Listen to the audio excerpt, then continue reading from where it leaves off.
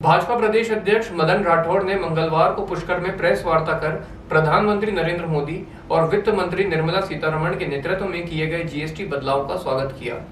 उन्होंने कहा कि यह बदलाव मध्यम वर्गीय नागरिकों और छोटे व्यवसायियों के हित में ऐतिहासिक कदम है, जिससे आम जनता को महंगाई में से राहत मिलेगी। राठौड़ ने कहा कि मोदी के प्रधानमंत्री बनने के बाद देश में बड़े परिवर्तन हुए हैं। भारत की वैश्विक स्तर पर पहचान मजबूत हुई है और देश आत्मनिर्भरता की राह पर आगे बढ़ा है। मोदी सरकार ने लोकल से वोकल की दिशा में काम किया है और देश की अर्थव्यवस्था को सुदृढ़ करने के साथ साथ नागरिकों को राहत देने के लिए महत्वपूर्ण निर्णय लिए हैं। प्रदेशाध्यक्ष ने आंतरिक व बाहरी सुरक्षा, इंफ्रास्ट्रक्चर विकास और आर्थिक मजबूती को मोदी सरकार की बड़ी उपलब्धि बताया। उन्होंने राजनीति में अमर्यादित भाषा के इस्तेमाल की आलोचना करते हुए कहा कि नेताओं को संयमित भाषा का प्रयोग करना चाहिए। विधानसभा में कैमरे लगाने पर उठे विवाद पर राठौड़ ने कहा कि कांग्रेस बेवजह मुद्दा बना रही है, जबकि कैमरे पहले से ही लगे हैं। निकाय चुनावों में देरी को लेकर उन्होंने स्पष्ट किया कि वार्डों में असमानताओं को दूर करने की प्रक्रिया चल रही है। इस अवसर पर भाजपा जिला अध्यक्ष जीतमल प्रजापत, जिला परिषद सदस्य महेंद्र सिंह प्रधान, जनप्रतिनिधि अर्जुन सिंह रावत, मंडल अध्यक्ष शक्ति सिंह राठौड़, जिला प्रवक्ता अरुण वैष्णव, युवा मोर्चा जिला अध्यक्ष अरुण गुजर, पूर्व मंडल अध्यक्ष संपत लाल मेघवाल सहित कई कार्यकर्ता मौजूद रहे। और अशोक गहलोत सरकार में विधायकों की खरीद फरोख्त का आज एसीबी ने चार्जशीट दे दी, उनको क्लीन शीट दे दी गहलोत को, क्या कहना चाहेंगे? देखिए, आपके भाजपा राज्य में सब जानते हैं कि गहलोत साहब अपने विधायकों को लेकर होटलों में बैठे रहे। उसी समय उनके जो उप मुख्यमंत्री थे वो अपने समर्थक सचिन पायलट जी अपने समर्थक विधायकों को लेकर मैं कह रहा था एसीबी ने आज उनको क्लीन शीट दे दी, चार्जशीट पेश कर दी कोर्ट में कि अशोक गहलोत के खिलाफ लगाए गए आरोप तथ्यहीन है। इस बारे में आप क्या कहना चाहिए? आपके सरकार के बताऊँ, ये दुनिया जानती है कि किस प्रकार से खेमाबंदी करते रहे, एक दूसरे के विधायकों को अपने पक्ष में लेने के लिए प्रयत्नशील रहे।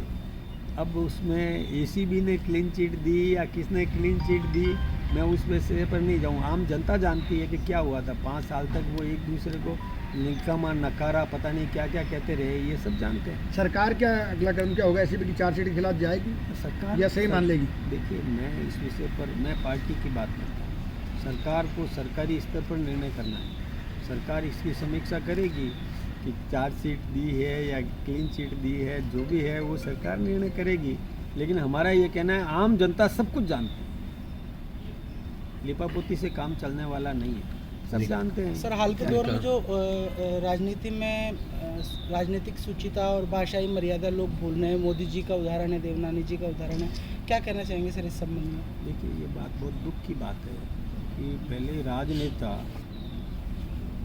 तर्क करते थे, बहस करते थे, लेकिन कटुता नहीं थी। धीरे धीरे गिरावट आई है, अच्छी बात नहीं है। मैं ये बता रहा हूँ कि जैसे गहलोत साहब ने अपने उप मुख्यमंत्री को निकम्मा, नकारा कह दिया। अब वो भले ही आपस में मिलेंगे तो भी वो पिन तो चुभेगी कि मुझे निकम्मा कहा। सचिन पायलट के अंतरकरण के अंदर वो पिन तो चुभेगी। ये नहीं करना चाहिए।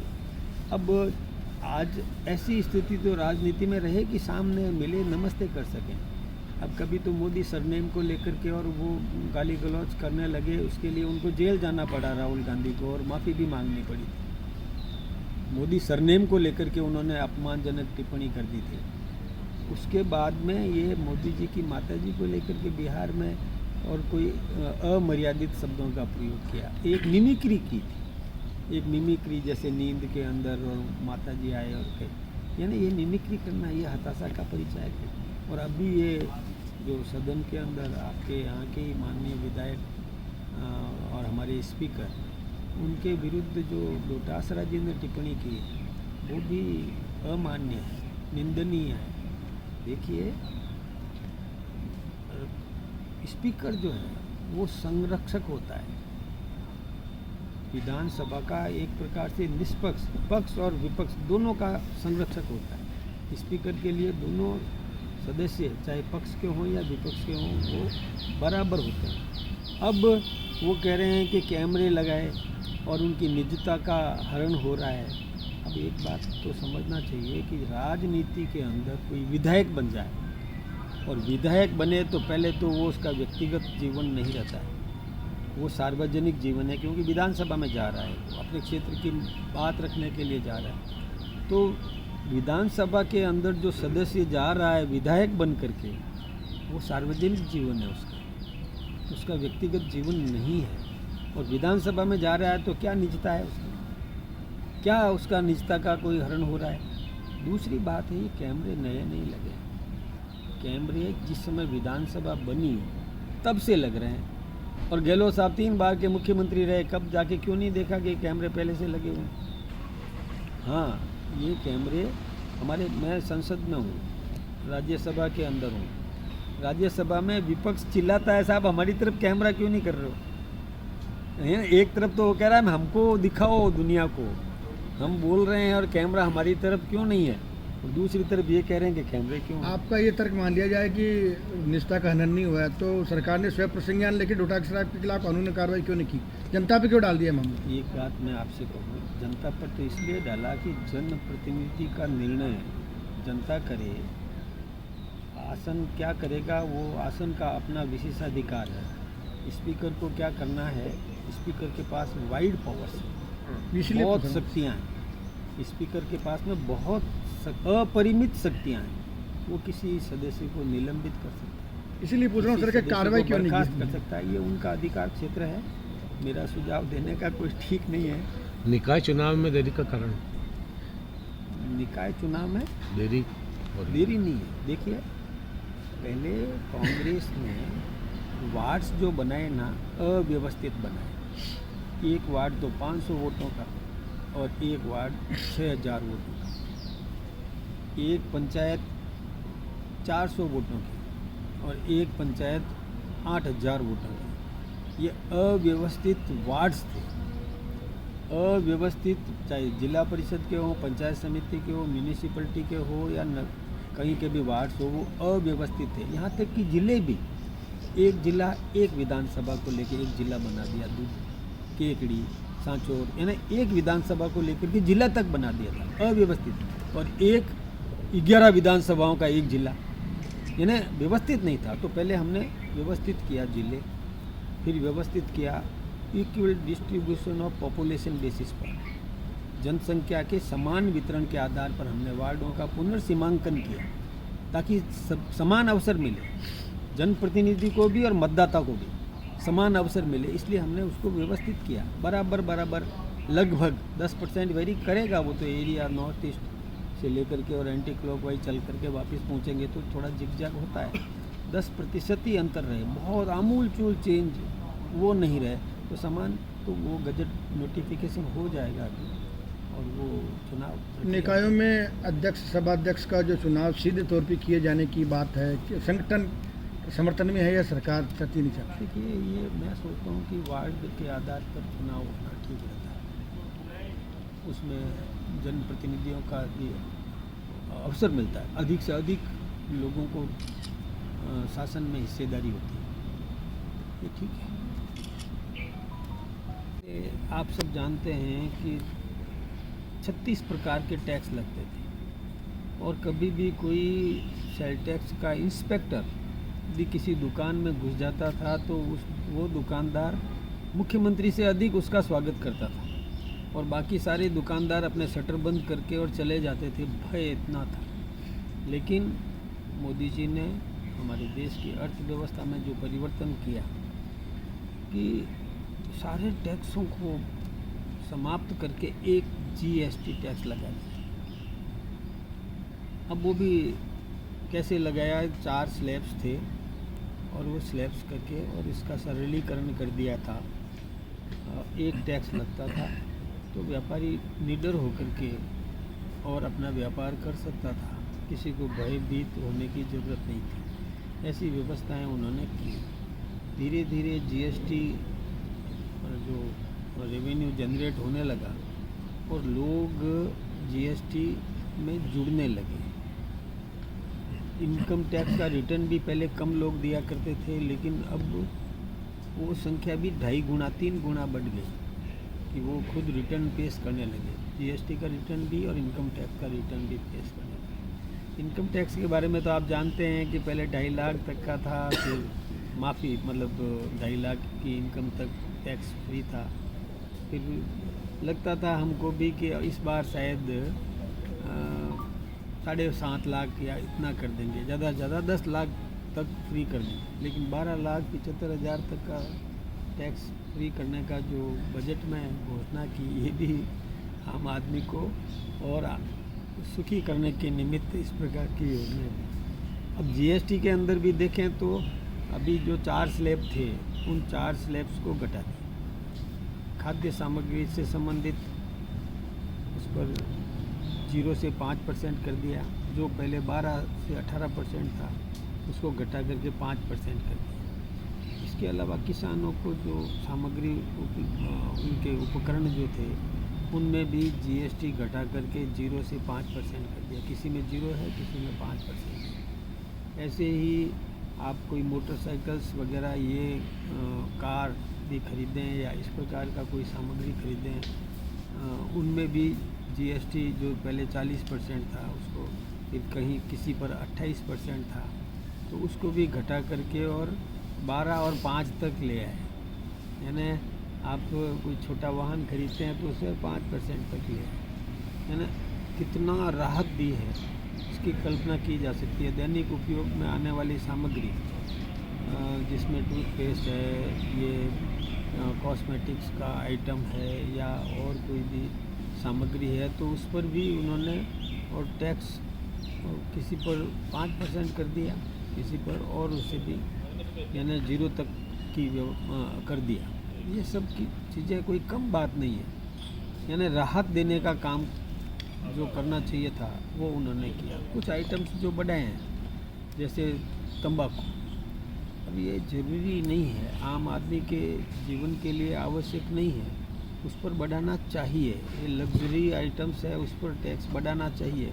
वो अफोर्ड कर सकते हैं तो उनको कोई भार नहीं लगता। लेकिन सामान्य नागरिक को कितनी राहत दे सकते हैं इस प्रकार की और उन्होंने व्यवस्था की। यहाँ तक कि चिकित्सकीय उपकरण, उनकी कीमत भी कम करने की कोशिश की, दवाओं की कीमत कम करने की कोशिश की। उन पर किसी पर 0 टैक्स है, जीवन रक्षक दवाइयों पर 0 जीएसटी है, 0 जीएसटी कर दी। कैंसर जैसी बड़ी बीमारियां हैं उस पर भी 0 कर दिया जीएसटी, किसी पर 5%। यानी आम आदमी को राहत देने का काम किया। हम जानते हैं कि 2014 जिस समय मोदी जी देश के प्रधानमंत्री बने, उस समय महंगाई की दर थी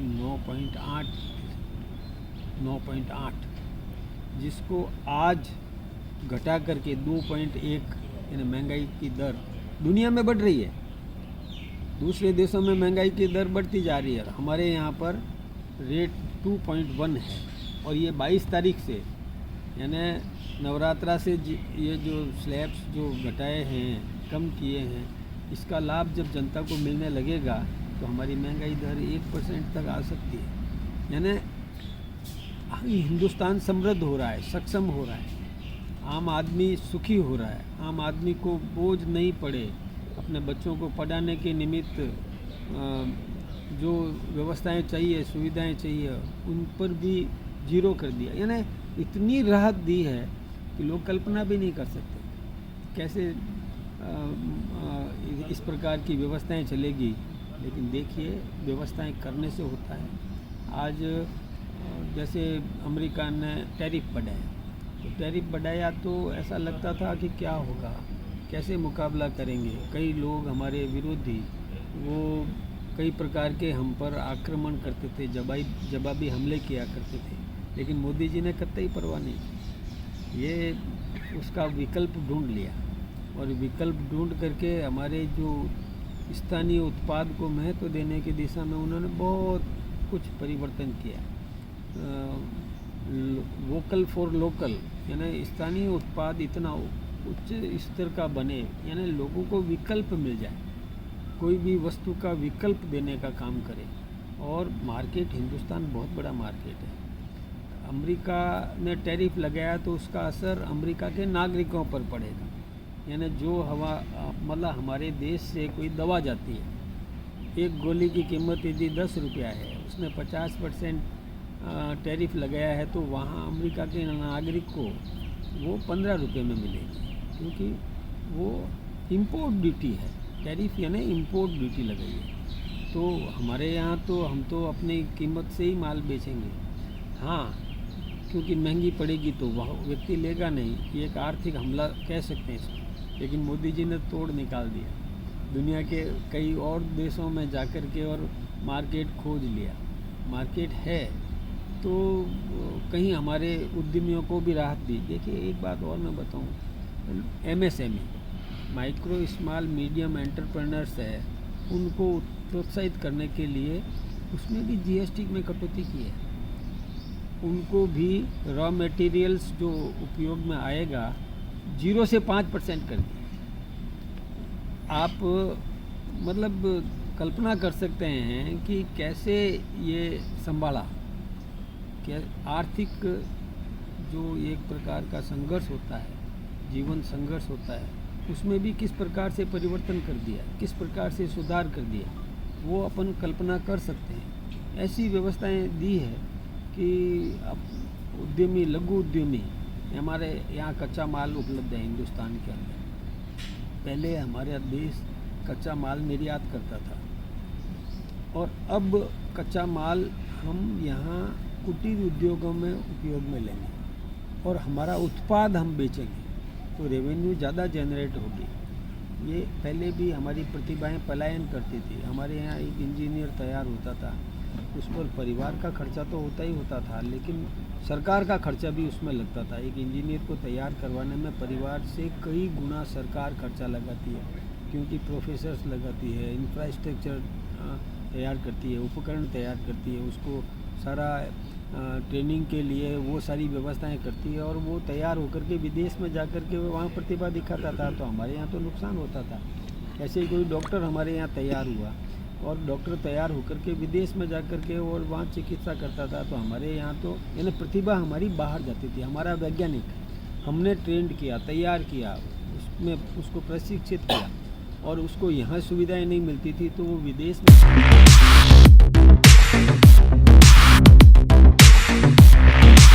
सैमसंग ने एक बार फिर अपने ग्राहकों का भरोसा जीतते हुए भारत में लॉन्च किया है अपना सबसे विश्वसनीय और किफायती 5G smartphone Samsung A06 5G, जो शुरू होता है सिर्फ 10,499 से। यह फोन सिर्फ कीमत में ही नहीं बल्कि फीचर्स में भी दमदार है। जहां मार्केट में ज्यादातर स्मार्टफोन सिर्फ 7 5G बैंड्स के साथ आते हैं, वहीं A06 5G देता है पूरे 12 5G बैंड्स, जिससे उपयोगकर्ता को मिलती है सुपर फास्ट डाउनलोडिंग स्पीड और पहाड़ों, बेसमेंट्स या माइंस जैसे इलाकों में भी शानदार नेटवर्क कवरेज। कैमरे की बात करें तो इस फोन में है 50 मेगापिक्सल का मेन कैमरा, जो देता है आपको क्रिस्टल क्लियर तस्वीरें और साथ में 2 मेगापिक्सल का डेप्थ लेंस, जो पोर्ट्रेट शॉट्स को और बेहतर बनाता है। इसके अलावा वॉइस फोकस फीचर फोन की एक बड़ी खासियत, जो भीड़ भाड़ वाले इलाकों में बैकग्राउंड नॉइज को हटाकर देता है साफ और स्पष्ट आवाज। सिर्फ इतना ही नहीं, जहां दूसरे स्मार्टफोन ब्रांड्स केवल 2 बार का OS अपग्रेड देते हैं, वहीं A06 5G देता है पूरे 5 बार OS अपग्रेड और 4 साल तक की सिक्योरिटी अपडेट्स, जो इस सेगमेंट में सबसे ज्यादा है। और अब एक शानदार ऑफर भी पाइए। A06 5G के साथ अब बिल्कुल मुफ्त मिल रहा है एक सैमसंग का 25 वॉट का ओरिजिनल चार्जर, जिसकी कीमत है 1399। यह ऑफर उपलब्ध है आपके नजदीकी ऑफलाइन मोबाइल स्टोर पर। सच में काम का 5G उन सभी ग्राहकों के लिए जो बजट में रहकर बेहतरीन तकनीक का अनुभव लेना चाहते हैं, और अब तो ऑफर के साथ और भी फायदे में। साथ ही सैमसंग मोबाइल फोन खरीदते समय यह सुनिश्चित करें कि उत्पाद पर आदित्य का होलोग्राम लगा हो। यह hologram original Samsung mobile phone और एक्सेसरीज की प्रामाणिकता और विश्वसनीयता की गारंटी देता है। सही चुने, असली खरीदें।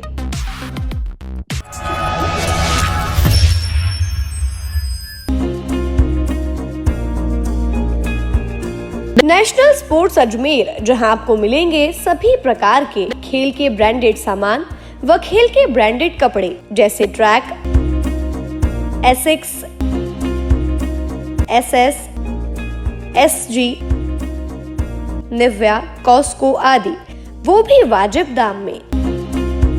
नेशनल स्पोर्ट्स में हम ग्राहक सेवा के उच्चतम स्तर और उच्चतम उत्पाद की पेशकश करने के लिए प्रतिबद्ध हैं। विशेष आकर्षण स्विमिंग कॉस्ट्यूम्स पर खास ऑफर, एक बार अवश्य पधारें। आपकी संतुष्टि हमारा अंतिम लक्ष्य है। तो चले आए नेशनल स्पोर्ट्स, पता ब्यावर रोड, मार्टिनल ब्रिज के पास, अजमेर।